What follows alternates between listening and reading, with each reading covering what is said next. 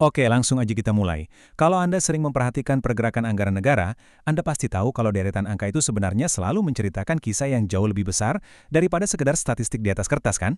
Nah, di sesi bedah data kali ini, kita bakal langsung mengupas tuntas sebuah fenomena finansial yang lagi hangat-hangatnya. Kita akan membicarakan pergerakan dana yang sangat masif di sektor pemerintahan. Yuk, kita langsung bongkar aja apa yang sebenarnya terjadi di balik pencairan gaji PNS baru-baru ini. Coba perhatikan angka yang satu ini, 12,69 triliun rupiah. Ya, triliun, 13 digit loh. Ini bukan rancangan anggaran buat setahun ke depan ya, melainkan murni satu kali pencairan. Gila kan? Kita harus benar-benar berhenti sejenak dan meresapi betapa besarnya skala ini. Uang triliunan rupiah yang berpindah tangan dalam sekejap itu ibarat suntikan dana raksasa. Ini adalah komitmen modal yang sangat masif dan pergerakan likuiditas yang jarang banget kita lihat terjadi cuma dalam satu gebrakan. Terus, siapa yang ada di balik pergerakan angka raksasa ini dan untuk apa sebenarnya? Nah, konteksnya tuh spesifik banget. Purbaya adalah pihak penggerak utamanya, langsung mencairkan dana triliunan ini dengan satu tujuan pasti, untuk gaji PNS. Jadi ini tuh bukan pengeluaran acak atau katakanlah buat proyek infrastruktur jangka panjang. Enggak sama sekali. Ini adalah injeksi likuiditas tunai yang langsung masuk ke pendapatan para aparatur negara kita. Dengan mengetahui siapa yang mencairkan dan kemana arah aliran uang ini, kita jadi bisa membaca dengan sangat jelas apa yang menjadi prioritas distribusi anggaran pada momen ini. Tapi tunggu dulu, angka 12,69 triliun tadi kan nggak tiba-tiba muncul dari ruang hampa. Biar kita benar-benar paham kenapa realisasi ini sampai jadi sorotan utama, kita harus menarik mundur sedikit dan melihat konteks historisnya.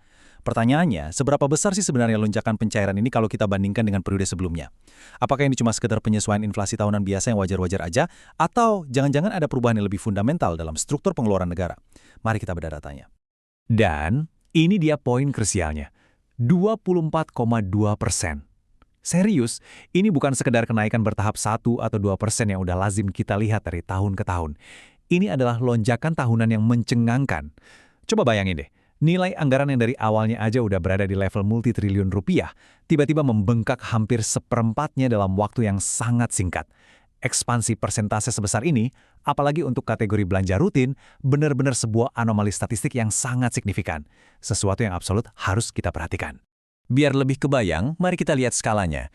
Kalau pengeluaran sebelumnya itu kita anggap sebagai garis start dasar di angka 100%, nah sekarang posisinya langsung melompat drastis menembus 124,2%. Sekali lagi ya, karena nilai dasar pembaginya tadi aja udah main di ranah multitriliun rupiah, ekspansi anggaran masif yang nyaris mencapai seperempat bagian ini, tuh berarti ada ekstra triliunan rupiah uang baru yang tiba-tiba mengalir deras dibandingkan dengan periode kemarin. Benar-benar luar biasa besarnya. Nah, dari semua angka tadi, ini membawa kita pada sebuah pemikiran akhir yang sangat penting. Kita udah melihat nominal raksasanya, kita tahu siapa yang mencairkannya, dan buat apa. Dan kita juga udah paham betapa drastisnya lonjakan angka ini dibandingkan masa lalu. Pertanyaannya sekarang, dengan kenaikan tajam sebesar 24,2% ini, apa dong dampaknya buat ekonomi kita secara luas?